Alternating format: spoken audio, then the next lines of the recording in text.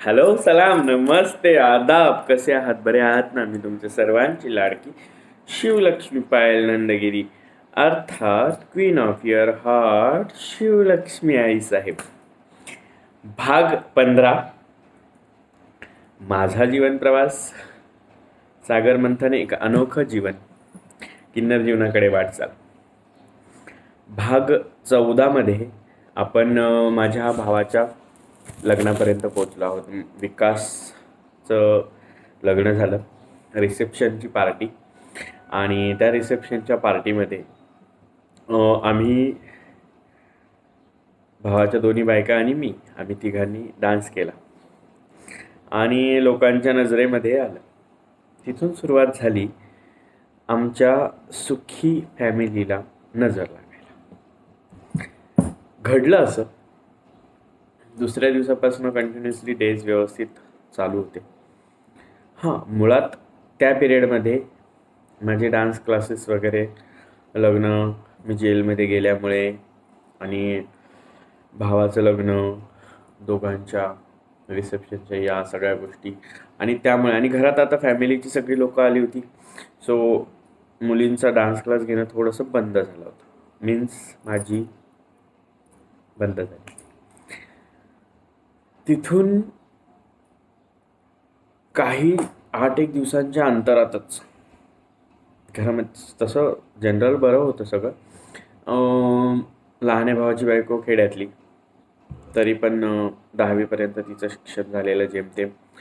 त्यामुळे किन्नर, गे आणि हिजडा संस्कृतीशी रिलेटेड कुठल्याही गोष्टी माहीत नाही. फक्त साडी घालून टाळे वाजवणारे हिजडे असतात आणि अशा पद्धतीचे ते सगळे करतात वगैरे वगैरे वगैरे, असे गैरसमज तिच्या मनात इथे फिटतं. आणि दुसरी सुशिक्षित विकासची मिसेस रश्मी. पण मुंबईसारख्या शहरामध्ये फक्त घर आणि जॉब इतकीच काय ती दुनिया माहीत असलेली रश्मी आई वडिलांच्या धाकात वाढलेली. त्यामुळे तिला किन्नर कम्युनिटीबद्दल जाणून घेण्याचं कधी काही इंटरेस्टेड वाटलंच नाही आणि तिने ते जाणून घेतलं नाही. त्यामुळे तिच्याही मनामध्ये इथे फिटतं. किन्नर मीन्स ट्रेनमध्ये, लोकल ट्रेनमध्ये टाळ्या वाजून वागणारे, भांडणं करणारे, शिव्या देणारे, मारझोड करणारे, असे पर्सन्स त्यांच्या डोक्यामध्ये फिट्ट बसलेले होते.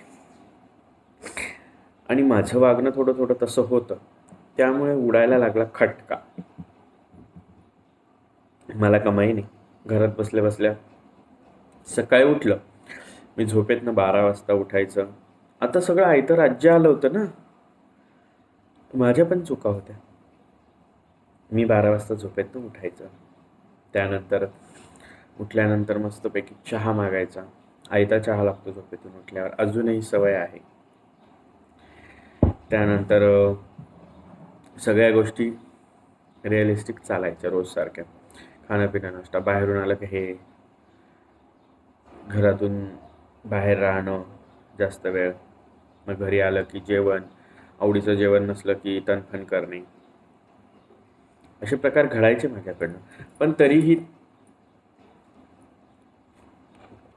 ॲटलिस्ट समजून घ्यायच्या दोघीजणी. बट त्याच्यामध्ये कुठेतरी आडवा आला पैसा. ट्रॅजेडी स्टार्ट नाव. वडिलांच्या एका, म्हणजे आमच्या वडिलोपार्जित प्रॉपर्टीचा एक हिस्सा मनमाडमधल्या एका प्रतिष्ठित व्यक्तीकडे गहाणखत होता आणि तो सोडवण्याची खटपट चालू केली लहान्या भावाने. आय डोंट नो, मला एवढं माहीत नव्हतं. बट आत्ता दोन्ही भावजाया, म्हणजे दोघांच्या बायका, मी, बहीण, आम्ही असे एकत्रपणे थोडेसे उठणं बसणं चालू होतं. सो दॅट्स वाय त्यातला हिस्सा मला मिळणार कन्फर्म होतं. बट झालं असं, आम्ही सर्वजण तिथे गेलो, तिथे सगळ्या गोष्टी झाल्या, बोलणं झालं, सही वगैरे झालं. त्यांनी उद्या पैसे घ्यायला या असं उत्तर दिल्यानंतर आम्ही घरी आलो. स्टार्ट झाला कार्यक्रम. भावाभावांना वेगळा करणारा पैसा असतो, भावना असतात. या गोष्टी कुठेतरी आमच्या फॅमिलीशी रिलेट करायला लागल्या. आणि झालं तेच. घरी आल्यानंतर लहान्या वहिनी म्हणजे आमच्या सर्वात लहान्या बंधूंच्या मिसेस यांचं म्हणणं असं झालं की आजपर्यंत सगळा हिशोब माझ्या नवऱ्याच्या हातात होता, यापुढेही माझ्या नवऱ्याच्या हातात राहणार. कोणालाही यातला 1 रुपयाचा हिस्सा मिळणार नाही. पैसे माझ्या नवऱ्याच्या ताब्यात राहतील आणि माझ्या नवरा कोणाला काही लागलं तर ते देत नाही. म्हणजे तो सगळ्यात लहान आणि बाकीच्या सगळ्या मोठ्यांना तो ताब्यात घेणार पैशाच्या जोरावर. भांडण, छोट्या भांडणाचं खूप मोठं झाड. बहीण एकीकडे भांडते, मला माझा हिस्सा पाहिजे, मला बाकीचं माहीत नाही. 2 नंबरवाला एकीकडे भांडतो, मी माझी बायको वेगळा जातो, मला माझा हिस्सा द्या. तो म्हणतो मला भांडायला तर जागाच नव्हती, कारण आधीच काही मिळालं नव्हतं आई बाप्पाचं. आता या एवढ्याशा पैशात काय करणार होती मी, किंवा एवढ्याच्या पैशामध्ये काय मी विचार करत बसायचा होता की मला हे मिळावं ते मिळावं. सो भांडणाला माझ्याकडे रिझन नव्हतं.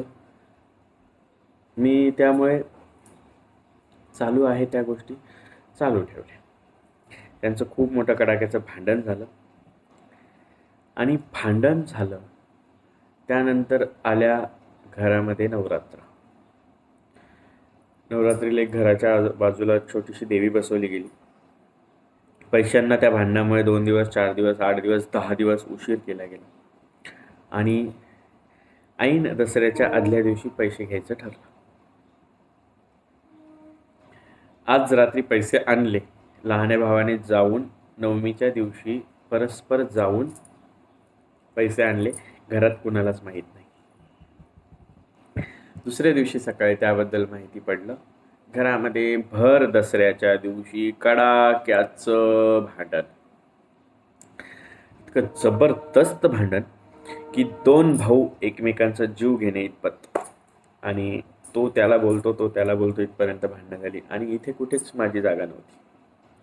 कारण कुठे पैशाचा हिस्सा मिळेल, आईबापाचा प्रॉपर्टीतला काही रुपया मिळेल, अशात संपलेली होती. हे 3, मी 1, आणि आपण कोणाच्याच गिनतीत नाही. तसं झालं. भांडणं होत होत इतके विकोपाला गेले की लहान्या जोडीने त्यांची लग्नात आलेली भांडी कुंडी घेऊन, संसार घेऊन घरातल्या घरात वरच्या मजल्यावर राहायचं ठरवलं. ते दोघं नवरा बायको वरती राहायला गेले. सिम्प्लिसिटी आहे, राहू दे, घरातल्या घरात राहत आहेत, लोक बघायला येणार नाही, पण ते राहायला गेले. 2 नंबरची जोडी खाली राहत होती. आणि प्रश्न माझा होता, बहीण वरती पण खायची, खाली पण खायची. बहिणीचं दोन्ही थळाईवर पाय होते. बहीण खालून आवाज द्यायची, काय बनवलं जयश्री, का वरतून लगेच प्लेट यायची. वरती जेवण करताना विचारते, काय बनतंय रश्मी, का खालून प्लेट वरती यायची. असं बहिणीने दोन्हीकडे थडीवर हात ठेवला होता. कारण सत्ता ताब्यात, सासू सासऱ्यांसारखा रुबाब. हाल झाले या जीवाचे.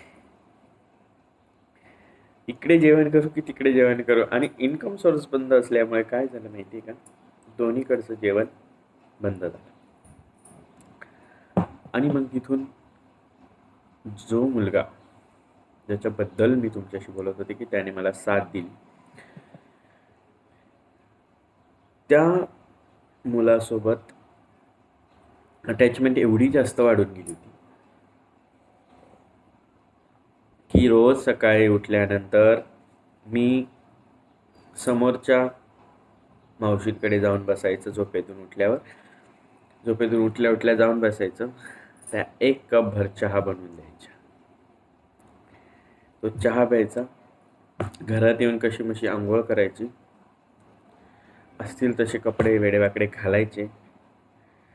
आणि इस्त्रीच्या कपड्यांचा तर प्रश्नच नव्हता तेव्हा मला डायरेक्टली. माझे कुत्रे हाल होते. घरातनं निघायचं, त्याच्या घरी जायचं, त्याला झोपेतनं उठवायचं. त्याला झोपेतनं उठवलं की त्याच्या आंघोळ होईपर्यंत तिथेच बसायचं. मग त्याच्यासोबत मलाही चहा मिळायचा, त्याच्यासोबत मलाही नाश्ता मिळायचा. मग आम्ही सोबत एकत्र चहा नाश्ता करायचो. घरातनं बाहेर पडायचो, दिवसभर फिरायचो. दुपारी त्याच्या घरी यायचं, जेवण करायचं आणि मग आपल्या घरी येऊन बसायचं. संध्याकाळ झाली की त्याने मला फोन करायचा जेवणासाठी. मी जेवायचं. कधी नाहीच त्याच्याकडे जेवायला मिळालं तर समोरच्या एक मावशी आहेत आमच्या समोर, घरासमोर. त्या मावशीच्या दारात बसून राहायचं आणि त्या गुपचूप बाजरीची भाकर, भाजी असं वाटीमध्ये मला झाकून द्यायचं पदराखाली. "भाऊ, घरात येऊन खाऊन घे. जा, घरी जाऊन खाऊन घे. सगळे झोपले असतील. उपाशी नको झोपू." उपाशी नसतं झोपायचं. अशा सगळ्या गोष्टी व्हायच्या. स्वतःच्या घरामध्ये मला मीठसुद्धा मिळत नव्हतं. जस्ट बिकॉज मी कामधंदा करत नव्हते. तसं कामाला कुणीच नव्हतं. पण ते दोघं जण बापाच्या पैशावर उड्या मारत होते. Main thing is that. 2 नंबरचा भाऊ इकडे तिकडे कंपनी वगैरेमध्ये कामाची कॉन्ट्रॅक्ट्सवर हे करायचा, त्यामुळे तो 2 पैसे त्याचे कमवत होता. पण त्यालाही साधारण 100 रुपयासाठी सुद्धा लहान्या भावांकडे हे राहावं लागायचं, लाजिंदा राहावं लागायचं. आणि अचानकच एक दिवस असा आला, मी घरी नसताना मी त्या मुलाबरोबर 2 दिवसासाठी भुसावळकडे एक गाव आहे, त्या गावी एका लग्नासाठी गेले होते त्यांच्या फॅमिलीच्या. त्याच्यासोबत तो बोलला, "तू एकटी राहू नको." म्हणजे एकटं राहूच नको, सोबत घेऊन गेला होता. तिकडून आल्यानंतर घरातलं वातावरण चेंज. दोन्ही जोड्या आणि दोन्ही भाऊ एकत्र आले होते. मला शॉक बसला. असं कसं होऊ शकतं? ऐन दिवाळीचा पिरियड. घरात वादविवाद व्हायला लागले. मला जेवण नव्हतं मिळत घरात आणि त्रास होत होता. लहानी भाऊजे कुठेतरी प्रयत्न करायची द्यावं घ्यावं, पण लहान्या भावाचा धाक असेल कदाचित, म्हणून ती देतच नव्हती. आणि कधीतरी गुपचूप दिलं पण जायचं, म्हणजे चोरून लपून. पण त्याच भावाचा एक मित्र होता, आवी नाव होतं त्याचं. तोही घराजवळ राहायचा. त्याला ह्या सगळ्या गोष्टी आणि ह्या परिस्थिती बघत नव्हते. तो म्हणायचा, "भाऊ, तू उपाशी नको राहत जाऊ."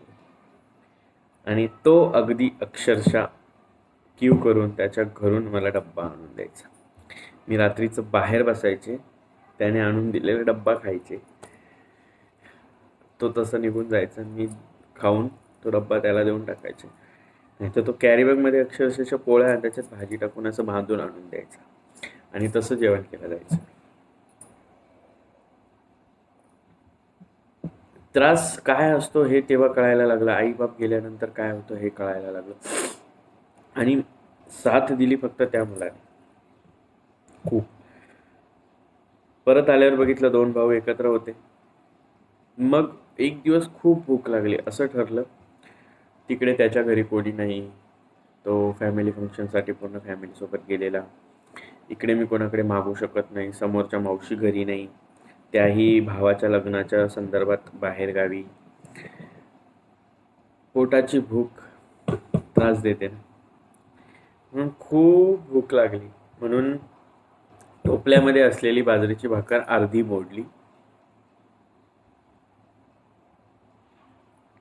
कसली तरी भाजी होती, आठवत नाही मला, पण पातळ कसली तरी भाजी होती, ती वाटीत घेतली. बाजरीची भाकरी अर्धी तोडली आणि हॉलमध्ये येऊन भूक पोटाची कळत नव्हतं ना काय करू.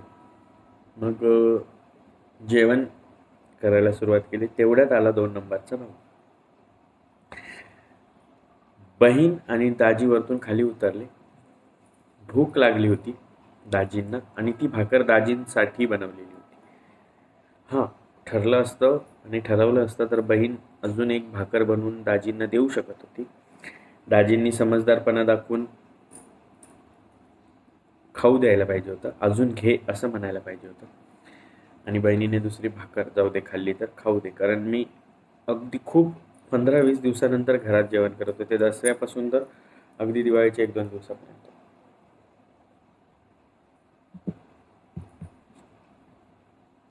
2 नंबरच्या भावाला सांगितलं, भाकर त्यांच्यासाठी बनवली होती, यांनी खाऊन घेतली. याला आयतं लागतं, अमकं लागतं, फलानं लागतं, बिस्तानं का आयतं सगळंच खात होते, सगळेच खात. मुळात तिच्या नवऱ्यापासून सगळ्यांपर्यंत आईबापाच्या जीवावरच खात होते. पण तरीसुद्धा त्या अर्ध्या भाकरीवरून माझा 2 नंबरचा भाऊ आता ज्याच्यासोबत मी राहते, त्याला भरून दिलं गेलं.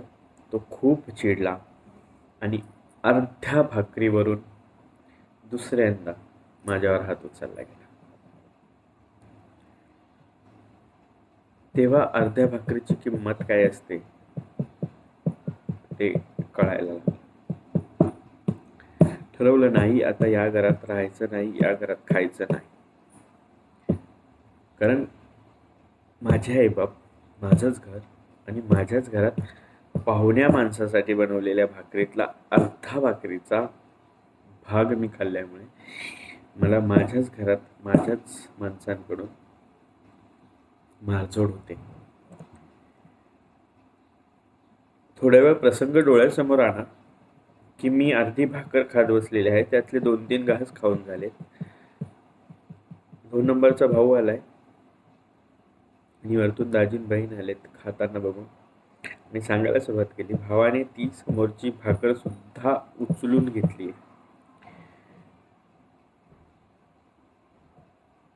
आणि मारला. त्याचा काही दोष नव्हता. सांगणारी बहीण होती, बोलणारे दाजी होते. हे सगळं बघून लहानी जोडी खाली येऊन बघायला लागली. काही नाही, तेवढं पुरतं तेवढं झालं, मारलं जोडलं, निघाले बाहेर जाऊन बसले. अगदी वेड्यासारखी परिस्थिती झाली माझी. काही समजेना, काहीच कळत नव्हतं. शुद्धीत राहावंसं वाटत नव्हतं, इतका त्रास होत होता. फोन केला, तो आला घराजवळ. अगदी गळ्यात पडून एका मड्यावर रडतात तेवढं रडलं की आज अर्ध्या भाकरीची किंमत झाली माझी. का माहिती, मी विशिष्ट वेगळं काही कमवून आणत नाही.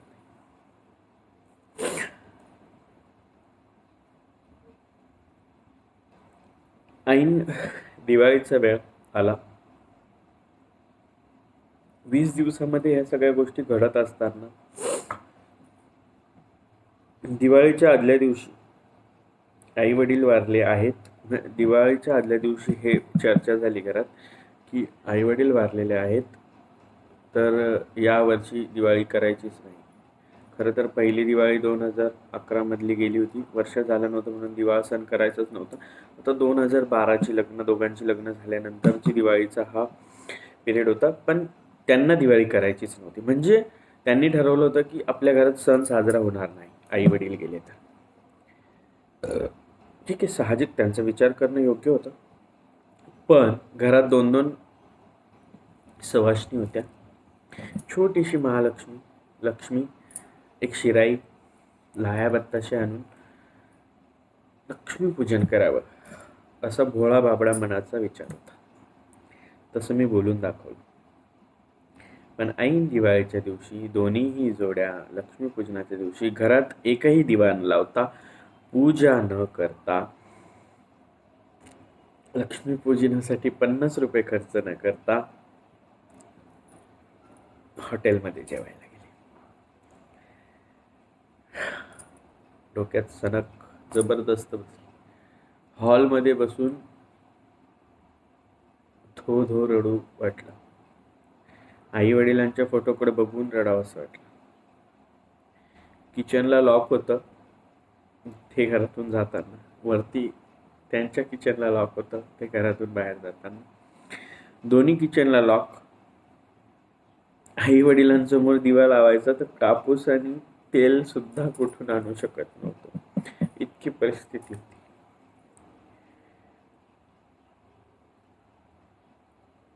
शेजारच्या मावशींना सांगितलं, काही नाही, फक्त दिवा लावायचा. एक पंती, त्याच्यात तेल आणि वात लावून त्यांनी माचीस ते दिलं. मम्मी पप्पा समोर फोटो खाली काढला आणि तो दिवा लावला. आणि हीच लक्ष्मीपूजा. आज तुमच्या समोर दिवा लावायची सुद्धा मजा ऐकत नाही. आता हे घर मला नको. घराजवळच्या एका नानींनी फराळाचं ताट आणून दिलं. तेच ताट मम्मी पप्पा समोर ठेवलं. भूक प्रचंड लागली होती. तिकडून फोन येत होता, ये इकडे लक्ष्मीपूजन करायला.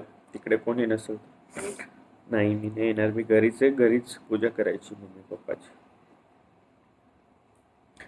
मोबाईल स्विच ऑफ केला. त्याच मम्मी पप्पा समोर ठेवलेल्या ताटातले एक करंजी, एक लाडू, थोडा चिवडा आणि थोडी शेव खाल्ली. तसंच ठेवलं ताट. माझं झोपायला निघून आले. रात्रभर झोप नव्हती. घरचे आले जेवण करून, हसी मजाक खिदळण्याचा आवाज येत होता. पण लक्ष्मीपूजनाच्या घरी लक्ष्मी पूजली गेली नव्हती. लक्ष्मीपूजनाच्या दिवशी आणि घरात त्यांच्या जीवावर एवढा असून दिवा लावला गेला नव्हता त्यांच्यासमोर. या गोष्टींची सल मनामध्ये खूप त्रास देत होती. म्हणून ठरवलं, माझ्या वडिलांनी त्यांच्या लहानपणी नाव व्हावं, काहीतरी कमवावं म्हणून घर सोडलं होतं. तोच निर्णय मी घ्यायचं ठरवलं. दुसऱ्या दिवशी खूप विचार केला गेला त्या सगळ्या गोष्टींवर. कसं तरी दिवस ढकलला गेला. त्याच ताटातलं उरलेलं फराळाचं खाल्लं गेलं. त्याच्यावर दिवस काढला गेला, रात्र काढली गेली. आणि 2012च्या ऐन भाऊबीजेच्या दिवशी सकाळी झोपेतनं उठून एक अंगावर असलेला ड्रेस विदाऊट चप्पल, खिशात माझ्या होते फक्त 13 रुपये. मी त्या मुलाला फोन केला, मला पैसे पाहिजेत. तो माझ्याकडे फक्त 100 रुपये. कशाला लागत आहे? म्हटलं मला लागतं आहे, दे ना. म्हटलं मला काम आहे. गाडीवरच आला विदाऊट आंघोळीचा. ते 100 रुपये मला दिले. मी त्याला सांगितलं नाही मी कुठे चालली आहे म्हणून. कशाला लागत आहे फक्त एवढं विचार. म्हटलं लागत आहेत मला. त्याने 100 रुपये दिलेले आणि माझ्या खिशात असलेले 13 रुपये. 13 रुपये ते कसे चिल्लर 1 रुपया गोळा केलेला. इकडून तिकडून गोळा करून 13 रुपये जमा झाले होते. ते 13 रुपये आणि त्याने दिलेले 100 रुपये. 113 रुपये असे घेऊन मी एक शर्ट पॅन्ट सोबत घेतली. मला आजही आठवतं, ग्रीन कलरचं शर्ट होतं सिल्कचं आणि ब्लॅक कलरची पॅन्ट होती आईवडिलांच्या काळातली. ते शर्ट आणि पॅन्ट सोबत घेतलं आणि अंगावरचे कपडे आणि बिन चप्पलची मी. आणि चप्पल का नव्हती हे पण ऐका. आई वडील गेल्यानंतर नवस केला होता, दोन्ही भावांचे व्यवस्थित होऊ दे तेव्हा मी चप्पल घालीन. भावाच्या लग्नामध्ये एक चप्पल घेतली होती पण ती तुटली होती. त्यानंतर चप्पल घेणे पण इतपत ऐपत नव्हती. म्हणून बिना चप्पलची, अंगावरचे कपडे, एक ड्रेससहित घरातून बाहेर निघाले. हा जो ट्रेनचा आवाज तुम्हाला येतो, हा माझ्या घराजवळच्या प्लॅटफॉर्मचा आहे. असेच घरातून निघाले. सकाळी 9:30 वाजता, 9:45 वाजताचा टाईम. सगळे ज्याच्या त्याच्या कामात होते. कोणाचं लक्ष नाही आहे असं बघून घरातून निघाले. स्टेशनवर गेले. के कर्नाटक एक्सप्रेस स्टेशनवर उभी होती, कोपरगाव शिर्डीकडे जाणारी. काहीही मागचा पुढचा विचार न करता मी कर्नाटक एक्सप्रेसमध्ये बसले. शिर्डी प्लॅटफॉर्मला उतरले. तेव्हा सकाळी 10:30 वाजता तिकडून कर्नाटक यायची दौंड मार्गे आणि इकडून दुपारी 4 वाजता कर्नाटक जायची. मनमाडवरून 3:45 वाजता कर्नाटक जायची शिर्डी मार्गे. काही कारणास्तव कुठलं तरी, आय थिंक थंडीचे दिवस होते आणि फॉग जमा झालं होतं, धुकं. आणि आदल्या दिवसाची कर्नाटक दुसऱ्या दिवशी सकाळी आली होती. दिवाळीच्या दिवसाची कर्नाटक दुसऱ्या दिवशी सकाळी आली होती आणि मी स्टेशनवर जायचं आणि शिर्डीकडे जाणारी कर्नाटक होती. हा एक कोइन्सिडन्स आजपर्यंत डोक्यात बसला नाही की मला शिर्डीकडेच देव का घेऊन गेला असेल. कारण टायमिंग नव्हता तिकडच्या गाड्यांचा. तरीसुद्धा मला तिकडचीच गाडी मिळाली. मी गाडीत बसले. गाडी जशी जशी चालत होती, जसं जसं मनमाड दूर जात होतं तसं तसं सगळ्या गोष्टी डोक्यात फिट्ट बसत होत्या आणि मी उतरले कोपरगाव प्लॅटफॉर्म. इथे उतरल्यानंतर माझा एक मित्र आहे युवराज, त्याला फोन केला गेला. तो माझा मित्र म्हणजे माझा जो सगळ्यात पहिला फ्रेंड होता ना, जो आला आणि गेला, त्याचा मित्र होता युवराज. त्या युवराजचा आणि माझा चांगला कॉन्टॅक्ट होता आणि आम्ही एकमेकांना चांगले मानत होतो. सो मी त्याला फोन करायचं ठरवलं. कोपरगावमध्ये गेल्यानंतर मी त्याला फोन केला आणि त्याला फोन केल्यानंतर मी त्याला सांगितलं की मी घर सोडून आलोय. स्तब्ध होता. तो मला म्हणाला, तिथे एक कॅन्टीन आहे, त्या कॅन्टीनवर जा आणि त्या कॅन्टीनवर जाऊन त्यांना फक्त माझं नाव सांग, ते तुला शिर्डीकडे येणाऱ्या गाडीत बसून देतील. बघा लाचारी. त्याचा एक मित्र कोपरगाव स्टेशनवर एका कॅन्टीनवर होता. मी त्याच्याकडे जाऊन याचा फोनवर बोलणं करून दिलं. त्या मुलाने मला एका टमटममध्ये गाडीमध्ये बसवलं, रिक्षामध्ये, शिर्डीसाठी. हो, माहिती नव्हतं ना काही, त्याच्यामुळे बसले. त्यानेच गाडीवाल्याला पैसे दिले. त्यांचा एकमेकांशी फोन झाला असेल. ती रिक्षा जिथे शिर्डीत थांबली तिथे तो उभाच होता